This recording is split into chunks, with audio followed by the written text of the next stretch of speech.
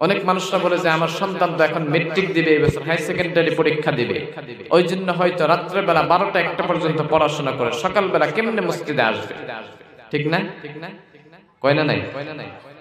হয়তো অনেক সন্তানদেরকে ছোট্টবেলা হয়তো মসজিদের মধ্যে আসে, যখন নাকি একটু বড় হয়ে যায়, জওয়ান হয়ে যায়, হয়তো যখন নাকি ক্লাস 10 11 12 যখন নাকি পড়ে, ওই সময় হয়তো নামাজ ছেড়ে দেয়, কারণ কলেজের মধ্যে যায়, হয়তো টাইট ফিট লং প্যান্ট পরে, ওই টাইট ফিট লং প্যান্ট পরার জন্য হয়তো শরীরটা সব সময় নাপাক থাকে, থাকে না? থাকে না নাই? টাইট ফিট লং প্যান্ট পরে, কারণ মেট্রিক পাস করার আগে ভালোই ছিল। যুবক ভাইদেরকে দেখবেন, মেট্রিক যখন নাকি পাস করে তার আগে ভালোই থাকে, বসে বসে পেশাব করে, যখন নাকি মেট্রিক পাস করে সঙ্গে সঙ্গে টাইট ফিট লং প্যান্ট বানায় না নাই?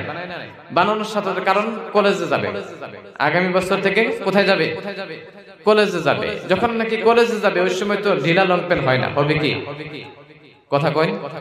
হইব না, টাইট ফিট লং প্যান্ট লাগে, জিন্সের লং প্যান্ট লাগে। এই জিন্সের লং প্যান্টটা যখন নাকি পরে, বসলেই হয়তো পিছনের দিকে ফেটে যাবে, ছিঁড়ে যাবে, ওই জন্য আর বসে না, দাঁড়ায় দাঁড়ায় পেশাব শুরু করে না?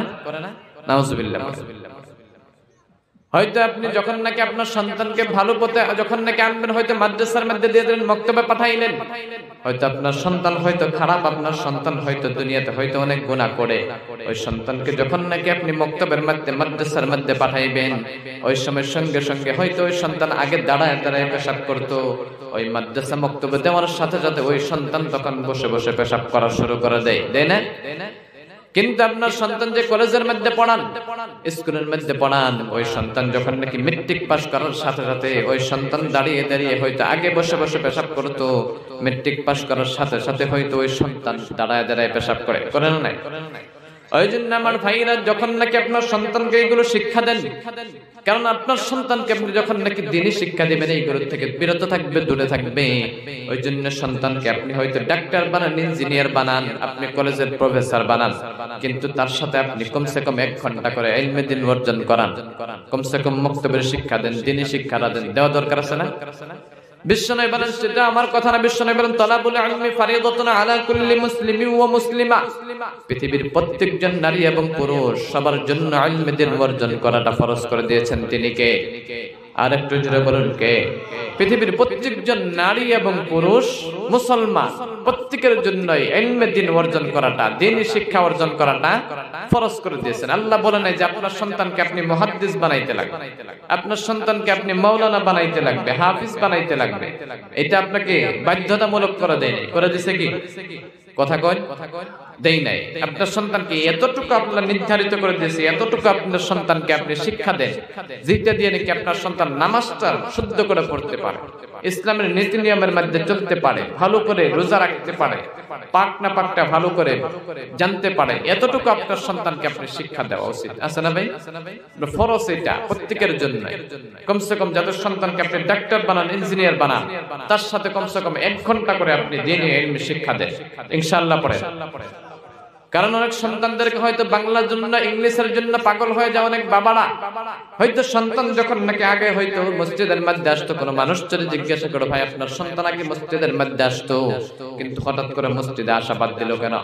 ওই সময় হয়তো বাবা বলে, আমার সন্তান হয়তো আগে মসজিদের মধ্যে আসতো, পড়ার চাপটা একটু কম ছিল, এইটাই বেশি কয়। আগে আমার সন্তানের পড়ার চাপটা অনেক কম ছিল, আগে হয়তো ক্লাস 8 9 ছিল, এই বছর আমার সন্তান 10 এর মধ্যে পড়ে, 10 ক্লাসের মধ্যে পড়া, আগামী ফাইনাল দেবে, ওই জন্য আমার সন্তান হয়তো মসজিদের মধ্যে কেমন করে আসবে? রাত্রের 12টা পর্যন্ত পড়াশোনা করে, ঠিক না? রাত্রের 12টা পর্যন্ত পড়াশোনা করে, ওই জন্য আমার সন্তানকে সকালবেলা ফজরের সময় মসজিদে আসতে দেই না, কারণ সন্তান তো রাত্রের 12টা পর্যন্ত পড়াশোনা করেছে, সকালবেলা হয়তো 7টা 8টা পর্যন্ত ঘুম আসবে, তারপরে উঠে গোসল করে স্কুলে চলে যাবে, ঠিক না? এটা প্রত্যেক বাবারাই বলে। সকালবেলা সন্তানকে ফজরের সময় ঘুম থেকে ডাক দেই না, কারণ আল্লাহ না করুক ওই ফজরের সময় যখন নাকি আপনার সন্তান যে ঘরের মধ্যে ঘুমিয়ে থাকে, ওই ফজরের সময় যদি ফজরের আজানের সময় আপনার সন্তান যে ঘরের মধ্যে ঘুমিয়ে থাকে, ওই ঘরের মধ্যে রব্বুল আলামিন যদি আল্লাহ না করুক ঘরের মধ্যে যদি আগুন লাগিয়ে দেয়, তাহলে কি আপনার সন্তানকে ঘুম থেকে ডাক দিবেন না? ডাক দিবেন না? কথা কই নাকি?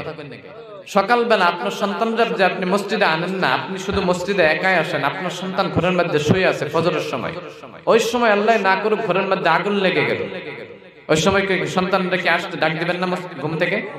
ডাক দিবেন? কে ডাক দিবে? পড়ে যাবে দেখে, পড়ে যাক তাও একটু ঘুমাই, এটা কইবেন কি? কইবেন না। কারণ কি? কিসের জন্য কইবেন না? কারণ আপনার সন্তান পুড়ে যাবে। ওই আগুন থেকে বাঁচানোর জন্য, যদি দুনিয়ার সাধারণ আগুন থেকে যদি আপনার সন্তানকে আপনি যদি বাঁচানোর জন্য ঘুম থেকে ডাক দেন, তাহলে কি জাহান্নামের আগুন হয়তো বাঁচানোর জন্য আমরা কি সন্তানদেরকে ডাক দিতে পারবো না সকালবেলা? পারবো না ইনশাআল্লাহ। যারা বাবা আছেন কালকে থেকে ফজরের সময় প্রত্যেক সন্তানদেরকে ডাক দিবেন ইনশাআল্লাহ পড়েন। প্রত্যেক বাবা হাত উঠায় দেখা যে আমার সন্তানকে কালকে থেকে ডাকবো। হাত উঠায় দেখান তো ভাই, বাবা যারা আছেন তারা হাত উঠায় দেখান তো যে সন্তানদেরকে কালকে থেকে মসজিদের জন্য ডাক দিব। মাশাআল্লাহ, আল্লাহ তাদেরকে কবুল করে নেক, সবাই পড়ে আমিন। আল্লাহ ভাই যে সন্তানদেরকে নামাজি বানায় দেখ, সবাই পড়ে আমিন। কারণ এই সন্তানদেরকে বাঁচাইতে লাগবে। দুনিয়ার সাধারণ আগুন থেকে যদি বাঁচাইতে চান, আমরা সবাই যদি যে নামাজ না পড়লে আল্লাহ জাহান্নামে দিবে, দিবে না নাই? আপনারা কথা বলবেন ভালো করে শুনেন। আল্লাহ নামাজ না পড়লে সালাত আদায় না করলে আল্লাহ জাহান্নামের মধ্যে দিবে না। কোন মানুষ জানেন এখানে? কথা কয় নাকি? কারণ কি? রোজা রাখছেন নাকি? রোজা রাখছেন মনে করে, তাই না? নামাজ না পড়লে আল্লাহ জাহান্নামের মধ্যে দিবে না, কেউ জানেন এখানে? কথা কয় না, কারণ কি? আস্তে কথা কয় কেন? সবাই একবার তাকবীর দিতেন, নারে তাকবীর। এখন আবার আওয়াজ হলো, কারণ কি? তাকবীর দেওয়ার এটি বড় মজা লাগে না? তাকবীর দেওয়াটা মজা লাগে না? কথা কইতে কষ্ট লাগে। নামাজ না পড়লে আল্লাহ জাহান্নামের মধ্যে দিবে না, কেউ জানেন এখানে? নামাজ না পড়লে যদি জাহান্নামের মধ্যে দিয়ে না জানেন, হাত উঠায় একমত দেখান তো যে আল্লাহ জাহান্নামের মধ্যে দিবে নামাজ না পড়লে। কি দিবে না? বিশ্বাস হয় না আল্লাহ যে নামাজ না পড়লে জাহান্নামের মধ্যে দিবে? বিশ্বাস হয় না? তাহলে আতুরে না যে কারণ কি? মদ খাইলে, চুরি করলে, জুয়া খেললে, ডাকাতি করলে আল্লাহ জাহান্নামের মধ্যে দিবে না, কেউ জানেন এখানে? না। কারণ কি? আল্লাহ রাব্বুল আলামিন মদ খাইলে, চুরি করলে, জিনা করলে, নামাজ না পড়লে, আল্লাহর নাফরমানি করলে আল্লাহ তো শাস্তি দিবেই, জাহান্নামের মধ্যে দিবে। দিবে না নাই? তাহলে আমরা জানার পরেও কেন আমরা এটার উপর আমল করি না? কারণ আল্লাহ রাব্বুল আলামিন কোন মানুষকে এত সুন্দর করে আল্লাহ রাব্বুল আলামিন বানাইছে, এই পৃথিবীটা যে বানাইছে, যে পৃথিবীর মধ্যে আমরা বসবাস করতেছি, পৃথিবীর মধ্যে আমরা আছি, এমন করে ঠিক আল্লাহ একটা বানাই নাই। এরকম করে 7টা আসমান, 7টা জমিন আল্লাহ বানাইছে। কয়টা? 7টা আসমান এবং 7টা জমিন আল্লাহ বানাইছে। কয়দিন সময় লাগছে জানেন? কথা বলেন। জানেন না? কয় মাস? 6 মাস, 6 বছর। এই 6 বছর এত বড় বড় জিনিস বানাইছে 2 দিন। কেউ জানেন কি কত বছরে বানাইছে, কত দিনে বানাইছে আল্লাহ এই দুনিয়াটা? মাশাআল্লাহ, অনেকেই জানে। রব্বুল আলামিন কোরআন শরীফের মধ্যে বলেন ফি সিত্তাতি আইয়াম, আল্লাহ রব্বুল আলামিন এই 7 আসমান এবং 7 জমিন আল্লাহ বানাইছে 6 দিনের মধ্যে। কয় দিন? 6 দিনের মধ্যে বানাইছে। কিন্তু আল্লাহ রাব্বুল আলামিন আমাদের মতো সাধারণ মানুষ, সাধারণ 1 ফুটের মানুষ, তাই না? আল্লাহ বানাইছে 10 মাস 10 দিন সময় লাগাইছে। লাগাইছে না নাই? কথা কয় নাকি? শেষ করে দেই নাকি? হুজুর রাখ দিন, ভালো হয়েছে। কথাই কই না, আপনারা শেষ করে দিবেন।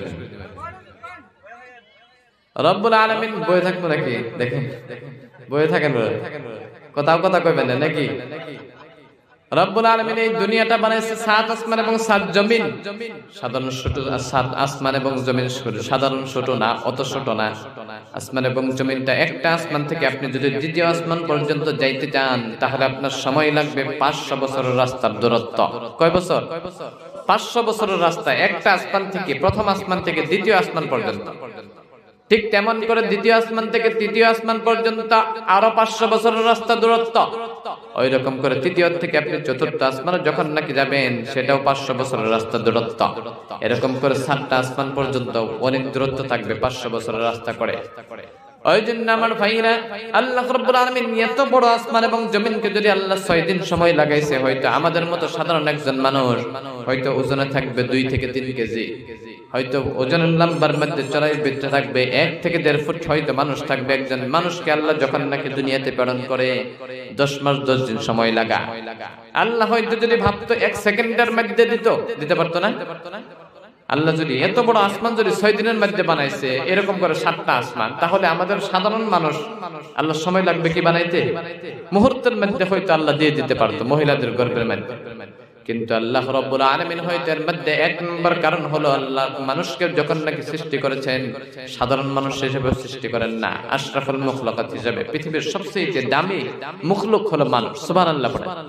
মানুষকে আল্লাহ রাব্বুল আলামিন পৃথিবীর সর্বশ্রেষ্ঠ করে বানিয়েছেন। সুবহানাল্লাহ করেন না?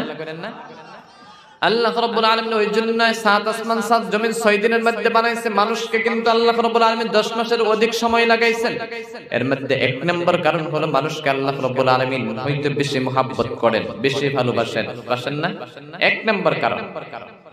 কারণ আল্লাহ রাব্বুল আলামিন হয়তো মানুষকে হয়তো দুনিয়ার যতগুলো নাজ নিয়ামত গুলো বানাইছে, দুনিয়াতে যতগুলো আপনারা জিনিস দেখতে পারতেছেন, এইগুলো যে বানাইছে, আসমান বানাইছে, জমিন বানাইছে, আল্লাহ পাহাড় বানাইছে, হয়তো সূর্য বানাইছে, চন্দ্র বানাইছে, এইগুলো হয়তো ফেরেশতাদেরকে হয়তো দিয়ে তাদেরকে অর্ডার করে বানাইছে।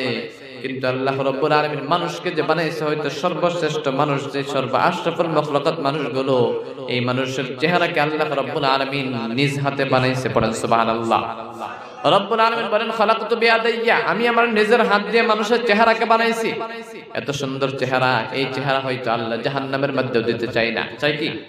আল্লাহ জাহান্নামের মধ্যে দিতে চায় না। আল্লাহ নিজে বানাইছে, ওই বস্তুটাকে আগুনের মধ্যে জ্বলাইবো না। কিন্তু আমাদের কুকর্মের জন্য, কুকর্মের জন্য আমাদেরকে জাহান্নামের মধ্যে যাইতে হয়। আল্লাহ যে জাহান্নামটি বানাইছে কার জন্য? হুজুর কিছুক্ষণ আগে বলছিল, মনে আছে কি আপনাদের? মনে আছে? আমার আগে যে হুজুর ওয়াজ করছে, হুজুর বলছিল আয়াত তাফসীর, মনে আছে কি আপনাদের? মনে নাই? আরেকবার মনে করে দিতেছি আপনাদেরকে, ছোট্ট করে বলছি। রব্বুল আলামিন যে জাহান্নামটি বানাইছে, এই জাহান্নামের মধ্যে আল্লাহ কোন মুমিনকে আল্লাহ জাহান্নামের মধ্যে দিতে চাই না। রব্বুল আলামিন হয়তো জাহান্নামটা বানাইছে। রব্বুল আলামিন কোরআন শরীফের মধ্যে বললেন, ইয়া আইয়ুহাল্লাযীনা আমানু কু আনফুসাকুম ওয়া আহলিকুম নারা ওয়াকুদুহান নাসু ওয়াল হিজারা উইদ্দাত লিল কাফিরিন। আল্লাহু আকবার পড়েন। রব্বুল আলামিন কোরআন শরীফের মধ্যে বললেন, ইয়া আইয়ুহাল্লাযীনা আমানু কু আনফুসাকুম ওয়া আহলিকুম নারা ওয়াকুদুহান নাস ওয়াল হিজারা উইদ্দাত লিল কাফিরিন।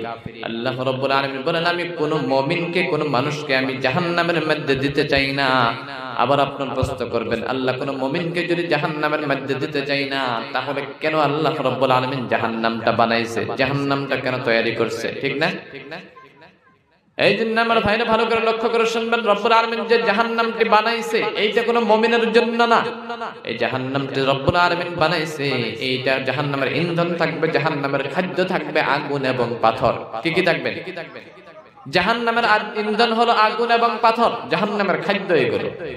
এই জাহান্নামের হয়তো কোনো মানুষকে আল্লাহ জাহান্নামের মধ্যে দিতে চাই না। এই জাহান্নামের হয়তো আপনার খাদ্য হলো উইদ্দাত লিল কাফিরিন। আল্লাহ রাব্বুল আলামিন জাহান্নামটি যে বানাইছে কোনো মুমিনের জন্য বানাই নাই, উইদ্দাত লিল কাফিরিন, কাফিরদের জন্য এই জাহান্নামটা নির্মাণ করেছে। পড়েন নাউজুবিল্লাহ। এই কাফিরদের জন্য, যারা নাকি এখানে আমরা মুনাফিক আছি, কাফির আছি, যারা আছেন দুনিয়াতে, এইগুলোর জন্য আল্লাহ জাহান্নামটা তৈরি করছে। এই জাহান্নামের মধ্যে আল্লাহ কোনো মুমিনকে আল্লাহ জাহান্নামের মধ্যে দিতে চায় না।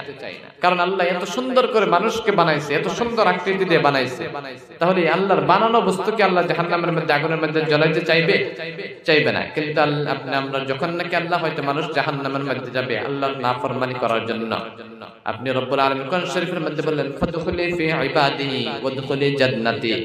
আল্লাহ রব্বুল আলামিন মানুষকে বললেন, ও মানুষ, আপনি হয়তো যখন নাকি আল্লাহর ইবাদতের মধ্যে মশগুল হয়ে যাবেন, আল্লাহর ইবাদতের মধ্যে যখন নাকি আপনি ঢুকে পড়বেন, সঙ্গে সঙ্গে আল্লাহ রব্বুল আলামিন আপনাকে জান্নাতের মধ্যে আল্লাহ ঢুকাই দিবে। সুবহানাল্লাহ পড়েন। ফাদখুলি ফি ইবাদি ওয়াদখুলি জান্নাতি। আপনি আল্লাহর ইবাদত করেন, নিশ্চয় আল্লাহ আপনাকে জান্নাত দিবে না? ইবাদতের বদলে আল্লাহ জান্নাত দিবে। ওই জন্য ভাইরা, সবসময় দুনিয়াতে যতদিন থাকবেন আল্লাহর ইবাদত করার চেষ্টা করবেন। আল্লাহ যে উপদেশগুলো আমাদেরকে দিয়েছে, বিশ্বনবী যে উপদেশগুলো আমাদেরকে করেছে, হাদিস এবং কোরআনের মাধ্যমে চলার জন্য চেষ্টা করবেন তো ইনশাআল্লাহ। কারণ রব্বুল আলামিন কোরআন শরীফের মধ্যে বললেন, ইয়া আইয়ুহাল্লাযীনা আমানু লা তুকদ্দিমু বাইনা ইয়াদাইল্লাহি ওয়া রাসূলিহি ওয়াত্তাকুল্লাহ ইন্নাল্লাহা সামিউন আলীম। আল্লাহু আকবার পারে। আর একটু জোরে বলুন আল্লাহু আকবার। রব্বুল আলামিন কোরআন শরীফের মধ্যে বললেন, ইয়া আইয়ুহাল্লাযীনা আমানু কু আনফুসাকুম ইয়া আইয়ুহাল্লাযীনা আমানু লা তুকদ্দিমু বাইনা ইয়াদাইল্লাহি ওয়া রাসূলিহি ওয়াত্তাকুল্লাহ ইন্নাল্লাহা সামিউন আলীম। আল্লাহ রাব্বুল আলামিন দুনিয়ার মুমিন বান্দাদেরকে বললেন, হে আমার ঈমানদার বান্দাগণ, আমি এবং আমার রাসূল যে বিধানগুলো তোমাদেরকে দিয়েছি, যে উপদেশগুলো তোমাদেরকে করেছি, যে হুকুমগুলো তোমাদেরকে করেছি, ওইগুলোই তোমরা মেনে চলো। তার চাইতে বেশিও মানতে যায় না, তার চাইতে কমও মানতে যায় না। আমি এবং আমার রাসূল যে বিধানগুলো তোমাদেরকে করেছি, হালাল যে তোমাদেরকে হালাল জিনিসগুলো হালাল করে দিয়েছে, ওইগুলোই তোমরা খাও। হালাল জিনিসগুলোই তোমরা ইনকাম করো, এবং হারাম যেটা নাকি তোমাদের উপরে হারাম করে দিয়েছি, সেটা তোমরা হারাম বলে মেনে চলো। তার চাইতে বেশি বুঝতে যায় না, যাওয়া যাবে কি? তার চাইতে যদি বেশি বুঝতে যাও, বেশি মানতে যাও, তাহলে তোমাদের মধ্যে লানত পড়বে, পড়বে না? আর যদি তার চাইতে হয়তো সমান সমান মানো, যেটা আল্লাহ রাব্বুল আলামিন, আল্লাহ এবং আল্লাহর রাসূল যে বিধানগুলো আমাদেরকে দিয়েছে, ওই বিধানগুলো যদি আমরা মেনে চলি, তাহলে ওই বিধানের মধ্যে আমাদের সফলতা আছে, আছে না? আমাদের কল্যাণ আছে না নাই? ওই জন্য সবসময় আল্লাহ এবং আল্লাহর রাসূল যে বিধানগুলো আমাদেরকে দিয়েছে, ওইগুলোর উপরে আমরা আমল করব ইনশাআল্লাহ। পড়েন। কারণ আমরা সবাই জানি, বিশ্বনবী বলেন, বুনিয়াল ইসলামু আলা খামসিন শাহাদাতি আল্লা ইলাহা ইল্লাল্লাহ ওয়া আন্না মুহাম্মাদান আবদুহু ওয়া রাসূলুহু ওয়া ইকামিস সালাহ ওয়া ইতাইজ যাকাহ ওয়াল হজ্জ ওয়া সাওমি রমাযান। সুবহানাল্লাহ। পড়েন। আমরা হয়তো সবাই জানি, দুনিয়া আল্লাহ রাব্বুল আলামিন দুনিয়ার মধ্যে 5টা জিনিস আমাদের উপর ফরজ করে দিয়েছে। ইসলামের মূল 5টা জিনিস আমাদের উপরে, জানেন না সবাই? কি কি জানেন? কথা বলেন। ইসলামের খুঁটি কয়টা বলেন? কি কি কথা বলতে পারবেন? নামাজ, রোজা, হজ, যাকাত, 4টা হলো। আরেকটা কলিমা। মাশাআল্লাহ। বিশ্বনবী বলেন, বুনিয়াল ইসলামু আলা খামসিন শাহাদাতু আল্লা ইলাহা ইল্লাল্লাহ ওয়া আন্না মুহাম্মাদান আবদুহু ওয়া রাসূলুহু ওয়া ইকামিস সালাহ ওয়া ইতাইজ যাকাহ ওয়াল হজ্জ ওয়া সাওমি রমাযান। এই 5টা জিনিস হলো ইসলামের বুনিয়াদ। 1 নাম্বার হলো কলিমা। আমরা হয়তো অনেকের উপরে হয়তো সবাই জানি, 1 নাম্বার কলিমা। 1 নাম্বার কি? আপনি হয়তো শুধু কলিমা পড়লে হবে না, সবাই জানি, মান ক্বালা ইলাহা ইল্লাল্লাহু দাখালাল জান্নাহ। বিশ্বনবী বলেন, কোন মানুষ যদি দুনিয়াতে একবার আমার উপরে কলিমা, আল্লাহর উপরে কলিমা পড়েছে, লা ইলাহা ইল্লাল্লাহ মুহাম্মাদুর রাসূলুল্লাহ, এই ব্যক্তিকে সর্বশেষে আল্লাহ রাব্বুল আলামিন জান্নাতের মধ্যে দিবে। সুবহানাল্লাহ। পড়েন। যে ব্যক্তি নাকি দুনিয়াতে একবার কলিমা পড়ছে, ওই ব্যক্তিকে আল্লাহ জান্নাতের মধ্যে দিবে। কিন্তু আবার ভাববেন যে কলিমা পড়ছি, আর তাহলে নামাজ রোজা করে কি দরকার আছে? এটা ভাববেন কি? এটা ভাববেন না কখনো। কারণ আপনি দুনিয়াতে গুনাহ করছেন, সেই গুনার আপনি শাস্তি উপভোগ করতে লাগবে। তারপরে আল্লাহ রাব্বুল আলামিন আপনাকে জান্নাতের মধ্যে সর্বশেষে দিবে, সর্বশেষে দিবে। ওই জন্য আমার ভাইরা, 1 নম্বর কলিমা হয়তো আমাদের মধ্যে গুণ পাওয়া যায়। সবাই আমরা কলিমা পড়ছি না নাই? সবাই কলিমা পড়ছি। কারা কারা পড়েন না? হাত উঠায় দেখান তো, কলিমা পড়েন নাই কোনোদিন? সবাই পড়ছেন? মাশাআল্লাহ। কারা কারা পড়ছেন এবার হাত উঠায় দেখান তো দেখি। একটু লড়াচড়া করুন, ঘুম ধরবো তো। মাশাআল্লাহ। সবাই পড়ছেন। 1 নম্বর গুণ, ইসলামের মধ্যে 5টা জিনিসের থেকে 1 নম্বর গুণ আমাদের মধ্যে পাইলাম। কয় নম্বর গুণ পাইছি? 1 নম্বর। 2 নম্বরটা তো পাওয়া যায় না, তাই না? 2 নম্বরটা কম আছে না? 2 নম্বরটা কি? নামাজ। এই সালাতটা 2 নম্বর গুণটা পাওয়া যায় না। পাওয়া যায় কি? কম পাওয়া যায়। যারা পান না, হয়তো আপনাদেরকে এই বিষয়ে ইনশাআল্লাহ বললাম, সন্তানদেরকেও কি পথে চলাইলে, হয়তো লুকমান আলাইহিস সালামের যে নসিহতটা আপনাদেরকে বললাম, সন্তানদেরকে কেমন করে নসিহত করবেন, কেমন করে লালন পালন করবেন, এই রকম করে যদি করেন, ইনশাআল্লাহ আপনার সন্তানকেও লুকমান আলাইহিস সালামের সন্তানের মতো আল্লাহ বানিয়ে দিবে। সুবহানাল্লাহ। পড়ে। আশা আছে না ওই রকম সন্তান বানানোর? আছে। কিন্তু অনেকের সন্তান দেখবেন কথা শোনে না, মা বাবার কথা শোনে না। বাবা বলে যে বাবা মসজিদে যা, ওই সন্তান দেখবেন যে বাজারের মধ্যে যায়, জুয়া খেলতে যায়। ওই সন্তান দেখবেন যে মোবাইল নিয়ে ব্যস্ত। নামাজ পড়তে বসে, বাবা বলছে যে একটু বাজার করা, বাজারে না গিয়ে দেখবেন যে ওইখানে সিনেমা দেখতে গেছে, যায় না? বাবার কথা শোনে না। অনেক সন্তানরা যখন নাকি বিয়ে করে, বিয়ে করার পরে যখন নাকি হয়তো আশা করে যে একটা ছেলের বউ পাবো, অনেক আশা থাকে বাবাদের, থাকে না নাই? বাবা মার অনেক আশা থাকে যে একটা হয়তো মেয়ে নেই বাড়িতে, আমার ছেলে বিয়ে করাইলাম, একটা মেয়ে আসলো বাড়িতে, অনেক একটা ফুর্তি থাকে মনের ভিতরে, অনেক একটা আশা থাকে। কিন্তু দেখবেন যে কয়েকদিন পরে বিয়ে না হইতেই দেখবেন যে বউ নিয়ে আলাদা খায়, হয় না নাই?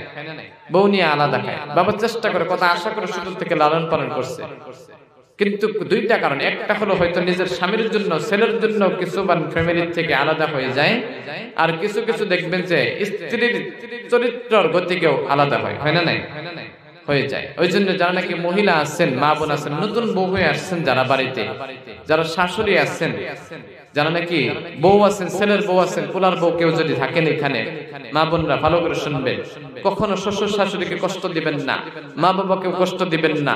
কারণ আপনার শাশুড় শাশুড়ির সাথে, তাদের সাথে একসাথে খান। আপনাকে হয়তো যারা শাশুড়ি আছেন, আপনাদের বৌমাদেরকে নিজের মেয়ের মতো দেখবেন, তাহলে আপনাদের ফ্যামিলির মধ্যে আল্লাহ বরকত দিবে, বরকতময় ফ্যামিলি করে দিবে। সুবহানাল্লাহ পড়ে। নিজের মেয়ের মতো দেখবেন, কারণ নিজের মেয়ে দেখবেন অনেকের ঘরের মধ্যে দেখবেন যে মহিলারা আজকাল বেশিরভাগ গীবত করে না, বেশিরভাগ করে, নিজের বাড়ির হোক পরের বাড়ির হোক, কিন্তু অন্য মানুষের কইবে না নাই। মহিলা মা বোনরা গীবত কখনো করবেন না। আপনাদের সর্বপ্রথম কারণ থাকবে জাহান্নামে যাওয়ার, এইটাই। মানুষের দ্বারা, আপনাদের দ্বারা যারা নাকি কষ্ট পায়, আঘাত পায়, ওই জন্য যারা নাকি মা বোন আছেন, যাদের ছেলের বউ আছে, আর যারা ছেলে বউ আছেন, তাদের শাশুড়িকে যদি বেঁচে আছে তাদের খেদমত করবেন, নিজের মায়ের মতো দেখবেন। নিজের মায়ের মতো দেখলে ওই শাশুড়ি আপনাকে নিজের মেয়ের মতো দেখবে। আর যারা নাকি শাশুড়ি আছেন, তাদের যে ছেলের বউ আছে, তাদেরকে নিজের মেয়ের মতো দেখবেন। অনেক বাড়িতে দেখবেন যে ছেলের নিজের মেয়ে সকাল 7টার সময় ঘুম থেকে উঠে, আছে না? 7টার সময় ঘুম থেকে উঠে, কোনো আপত্তি নাই। আর যদি ছেলের বউ যদি 6টার সময় উঠলো, তে সর্বনাশ, তাই না? সর্বনাশ করে দেয়। নিজের মেয়ে 7টার সময় উঠলে কোনো সমস্যা নাই, আর অন্যর মেয়ে আপনার বাড়িতে আপনার ছেলের বউ হয়ে আসছে, ওই বউ যখন নাকি 6টার সময় উঠে, 5টার ওঠার কথা 6টায় উঠে, ওঠার সাথে সাথে হয়তো এই বাড়ির গীবত নিয়ে এই বউয়ের কথা আরেকবারে যায়, কয় না নাই, কওয়া শুরু করে দেয়। কিন্তু ক্ষতি যে হইতেছে, অন্য মানুষ আপনার ফ্যামিলির মধ্যে চান্স দিতেছে, ঝগড়া লাগাই দিতেছে। আপনি হয়তো আপনার বইয়ের কথা কইলেন, ওই বইয়ের কাছে হয়তো ওই মহিলা যে আরেকটা বানায় কইবে না নাই। ওই জন্যই নিজের ফ্যামিলির কথা অন্য বাড়িতে কখনো শেয়ার করবেন না। কারোর একটা গুনাহ দেখছেন, শুধু ফ্যামিলির মধ্যে না, কেউ কোনো একটা খারাপ কাজ করছে, চুরি করছে, দুনিয়ার কেউ জানে না, আপনি শুধু জানেন, কোনো মানুষকে বলবেন না। তার গীবতটা আপনি হয়তো, তার দোষটা আপনি লুকিয়ে রাখবেন। কিয়ামতের দিনে আপনার যদি কোনো গীবত থাকে, কোনো দোষ থাকে, তাহলে আল্লাহ রাব্বুল আলামিন ওই মানুষের দোষটা লুকিয়ে রাখার জন্য আপনার এই দোষগুলো আল্লাহ রাব্বুল আলামিন হাশরের ময়দানে লক্ষ লক্ষ মানুষের মধ্যে আপনার দোষটা আল্লাহ